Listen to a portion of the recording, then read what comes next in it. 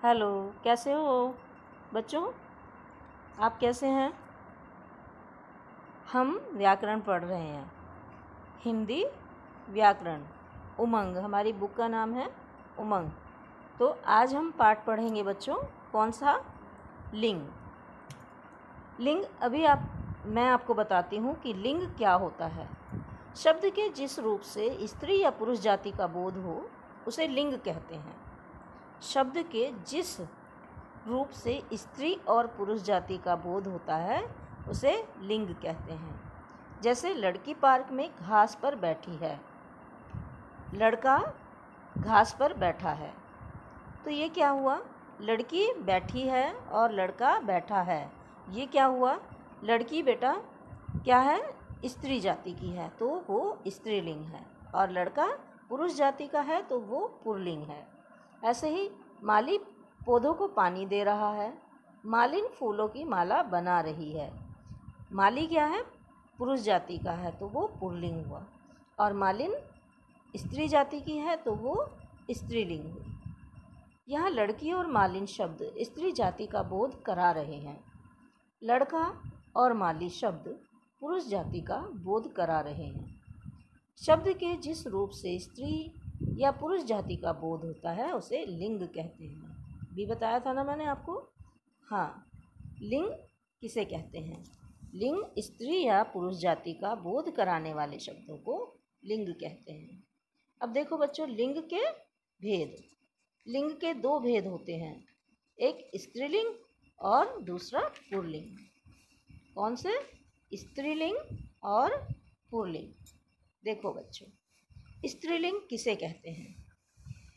जिस शब्द से स्त्री जाति का पता चले वह शब्द स्त्रीलिंग कहलाता है।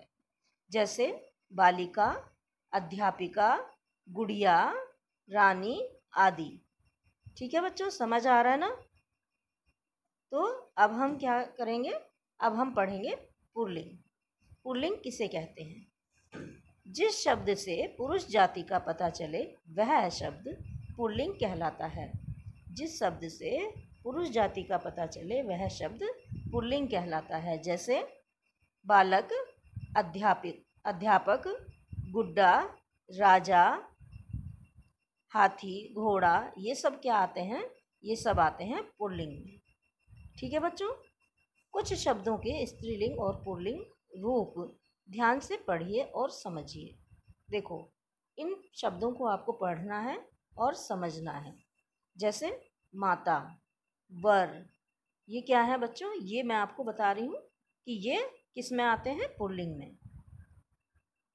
माता, वर, भाई, बेटा, नर, बालक, पुत्र, राजा, गुड्डा, लड़का, आदमी, छात्र, श्रीमान, युवक, लेखक।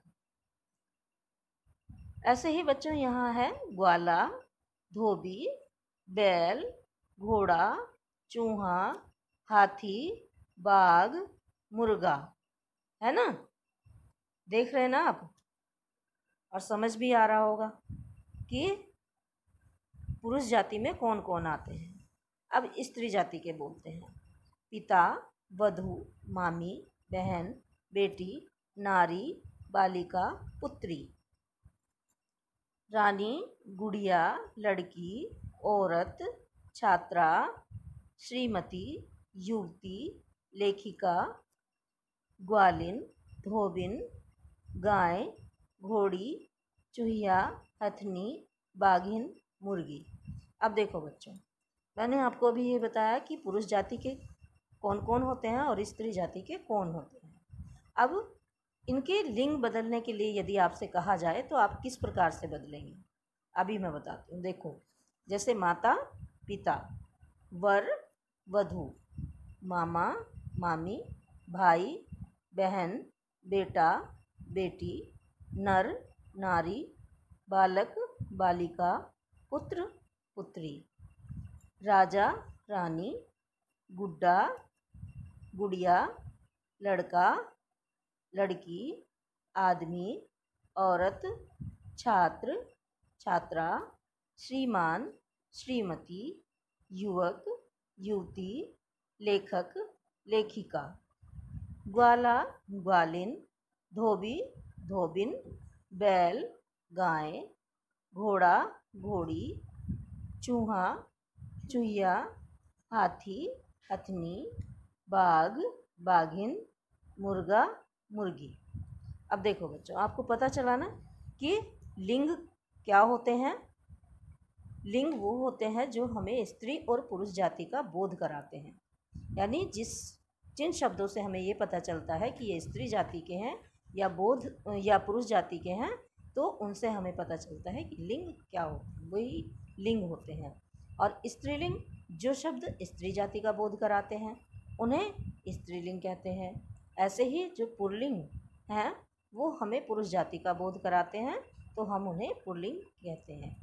ठीक है बच्चों, समझ में आया? आप इस पाठ को पढ़ेंगे और ये लिंग आप अच्छे से स्त्रीलिंग और पुल्लिंग पढ़ेंगे और ध्यान से इन्हें लिखकर भी देखेंगे। धन्यवाद।